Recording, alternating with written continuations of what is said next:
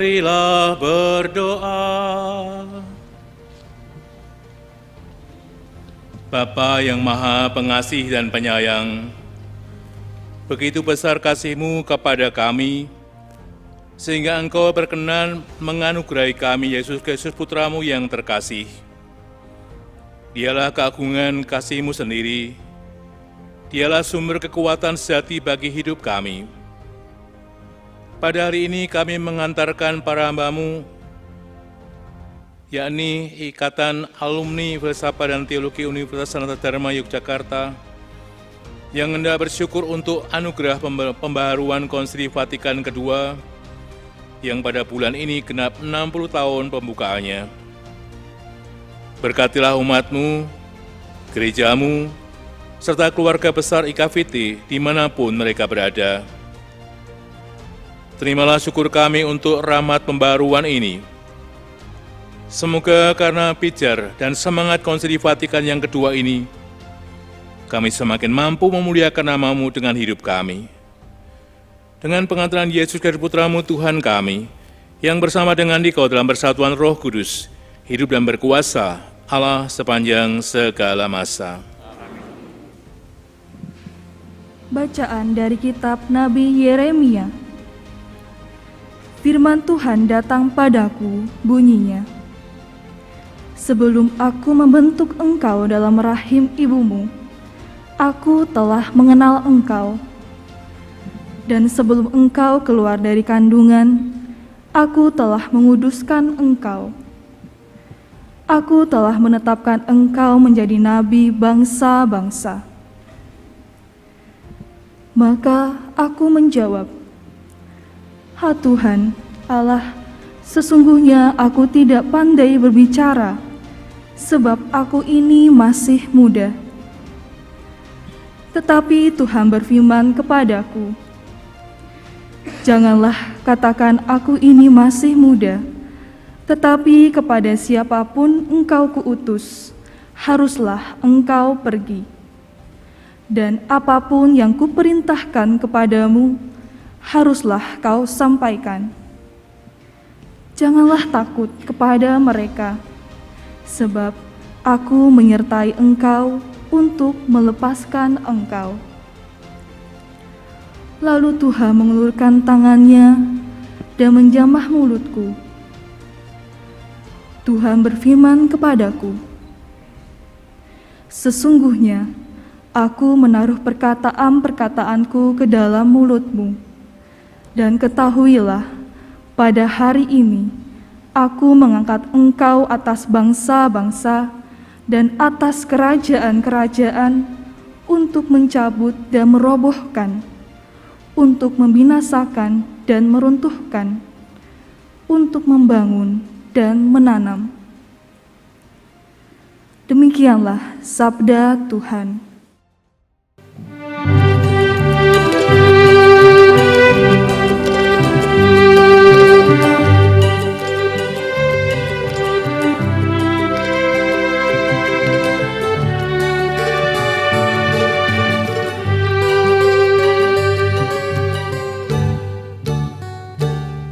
Berbahagialah, berbahagialah, berbahagialah.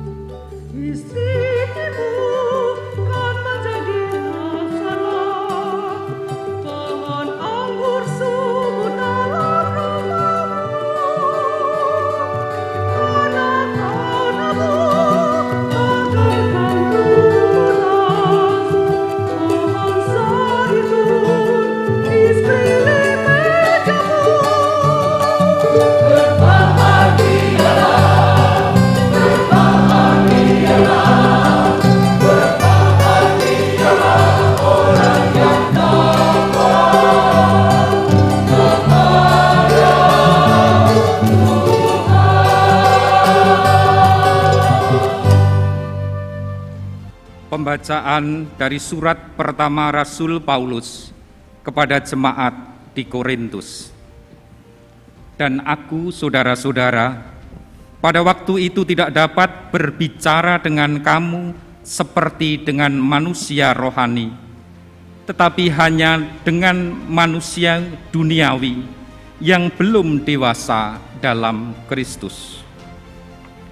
Susulah yang kuberikan kepadamu bukanlah makanan keras, sebab kamu belum dapat menerimanya. Dan sekarang pun kamu belum dapat menerimanya, karena kamu masih manusia duniawi. Sebab jika di antara kamu ada iri hati dan perselisihan, bukankah hal itu menunjukkan bahwa kamu manusia duniawi dan bahwa kamu hidup secara manusiawi?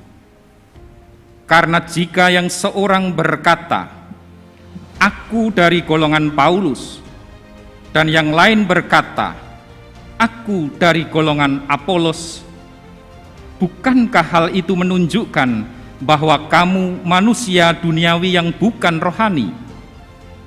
Jadi, apakah Apolos? Apakah Paulus?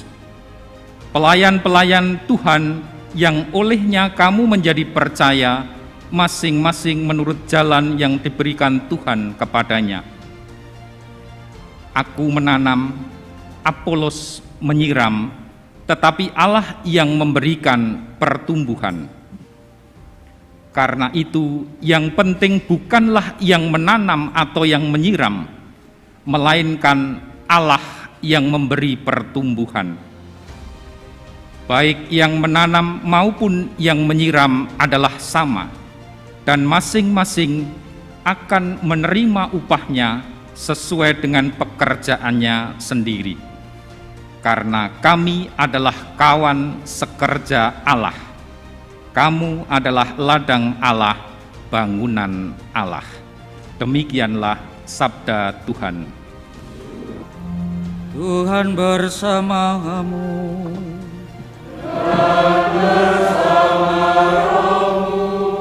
Inilah Injil suci menurut Matius. Dimuliakanlah Tuhan.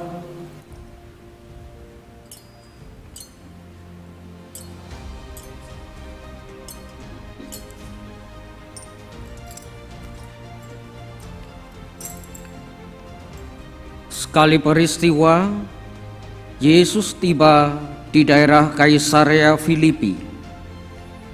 Ia bertanya kepada murid-muridnya, "Kata orang, siapakah Anak Manusia itu?" Jawab mereka, "Ada yang mengatakan Yohanes Pembaptis, ada juga yang mengatakan Elia, dan ada pula yang mengatakan Yeremia atau salah seorang dari para nabi." Lalu Yesus bertanya kepada mereka, "Tetapi apa katamu? Siapakah aku ini?" Maka jawab Simon Petrus, "Engkaulah Mesias, Anak Allah yang hidup." Kata Yesus kepadanya, "Berbahagialah engkau, Simon, anak Yunus, sebab bukan manusia yang menyatakan itu kepadamu, melainkan Bapa-Ku di surga. Dan aku pun berkata kepadamu, engkaulah Petrus, dan di atas batu karang ini akan kudirikan gerejaku, dan alam maut takkan menguasainya. Kepadamu akan kuberikan kunci kerajaan surga. Apa saja yang kau ikat di dunia ini akan terikat di surga, dan apa saja yang kau lepaskan di dunia ini akan terlepas di surga." Lalu Yesus melarang murid-muridnya memberitahukan kepada siapapun bahwa dialah Mesias. Sejak waktu itu, Yesus mulai menyatakan kepada murid-muridnya bahwa ia pergi ke Yerusalem dan menanggung banyak penderitaan dari pihak tua-tua, imam-imam kepala dan ahli-ahli Taurat, lalu dibunuh dan dibangkitkan pada hari ketiga. Tetapi Petrus menarik Yesus ke samping dan menegur dia, katanya, "Tuhan, kiranya Allah menjauhkan hal itu. Hal itu sekali-kali takkan menimpa engkau." Tetapi Yesus berpaling dan berkata kepada Petrus, "Enyahlah iblis, engkau suatu batu sandungan bagiku, sebab engkau memikirkan bukan yang dipikirkan Allah, melainkan apa yang dipikirkan manusia." Demikianlah sabda Tuhan.